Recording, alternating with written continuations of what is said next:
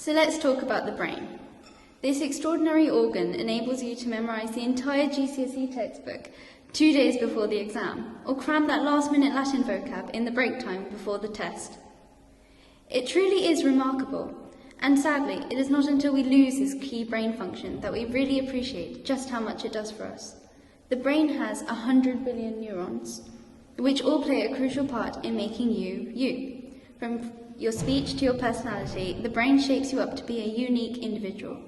But what happens when some of its connections start to crack under the immense strain you put them through? What if the neurons that are in constant chatter with each other fall silent? So this is what happened to Rose Waring, a 30-year-old woman who had a stroke when she was just 3 years old. In the early hours of the morning of March 1992, Rose had had a stroke. Her mother had tried to stop her crying and get her back into bed, but while doing this realised that her daughter's face had fallen to one side, and took her to the paediatric unit without a moment's hesitation. Rose ended up being paralysed for 3 days, and after days of being scanned, was finally allowed back home. But she went home missing a crucial part of herself. She had lost all memory of motor function. Her parents retaught her how to walk, talk, and even how to eat. Her left arm had become paralysed. and had to constantly be brought forward. As part of her treatment regime, she had hydrotherapy in a pool, physiotherapy, and rehab at home. Though her memories of the event are hazy, she does remember hearing the piercing sirens that had made her ears feel like they were being assailed. This is characteristic of a stroke patient, as their sense of sound becomes heightened. Rose faced harsh words all throughout her time at primary school due to her pigeon toes, and though it was much better in secondary school, she still faced offhand comments about the cramps that took over her left foot, which she later found out was due to dystonia, where there is an overactive muscle. When she was 19, she had an EEG and was diagnosed with complex partial seizures, but the medication that she was given made her fatigued and had a massive impact on her life, making her fall asleep at the wheel, at work, and at social events. As a result, her mental health was impacted both by her condition and her medication, leading to her becoming depressed. And to add fuel to the flames, she was diagnosed with epilepsy.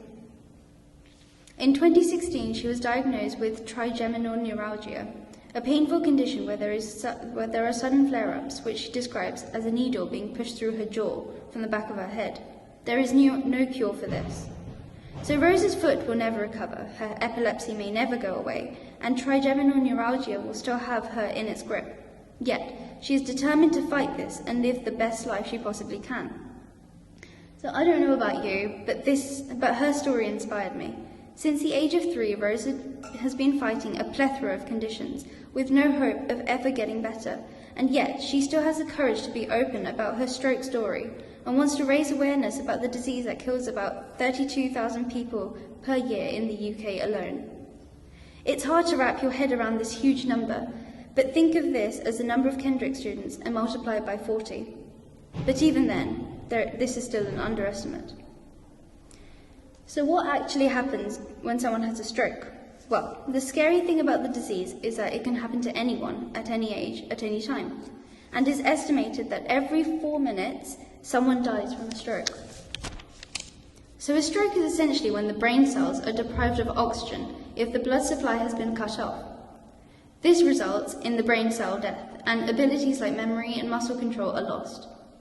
The effects depend on the place in the brain where the stroke has occurred and how much of the brain has been damaged. A small stroke can lead to temporary muscle weakness, but a more major stroke can lead to paralysis or inability to speak. Some recover completely, but more than 2/3 of survivors will have a disability. So there are 2 types of strokes. Hemorrhagic, which is the least common of the 2, but is often most fatal. It is when there is a brain aneurysm, which is an outward bulge due to a weak spot on a blood vessel wall that bursts or a blood vessel leak. So there are 2 types of hemorrhagic stroke. There's intracerebral and there's subarachnoid.